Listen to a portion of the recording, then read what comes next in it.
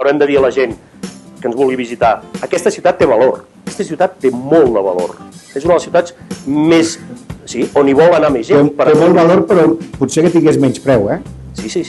Però per la gent que vol venir no està malament el missatge de dir escolta, potser haureu d'estalviar una mica més i quan vingueu aquí haureu d'entendre que aquesta ciutat té valor. No pels que hi vivim, sinó pels que ens veniu a visitar, no? Perquè els que hi vivim ja ens surt tremendament cara. No? I després, això jo crec que té una traducció que també té a veure amb el comportament, no? Amb el civisme que nosaltres també volem que imperi la nostra ciutat. És a dir, una ciutat que té poc valor hi pots fer de tot, perquè no passa res, i perquè no te l'estimes prou, i perquè vens aquí i t'emborratxes i fas totes les derivades que doncs, les teves necessitats corporals poden suscitar en cert moment. Jo crec que ara ja ha de quedar clar que Barcelona ha de ser la gran capital republicana. Però tu em deies que al principi de tot, per lligar-ho, l'1 d'octubre, si hagués passat a París, seria una revolució esclatant. Pel sud d'Europa i per les Espanyes, l'1 d'octubre ha de ser la fita en la qual apareix un nou republicanisme.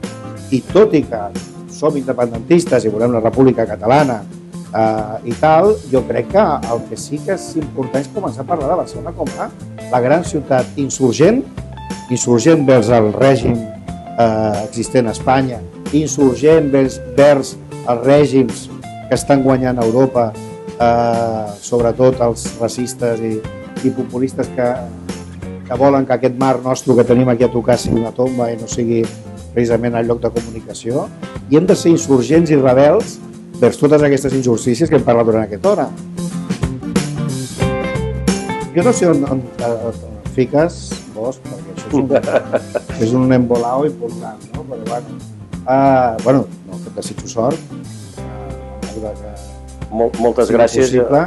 Jo recordo quan feia poc que estaves en política que t'hi vas passar, no sé... Sí, va passar així. Sí, no sé si va arribar un mes o però quan estaves en ple fregat em vas dir Bosch, per què no m'ho explicaves, això? Per què no em vas avisar? Per què no em vas avisar del que m'esperava?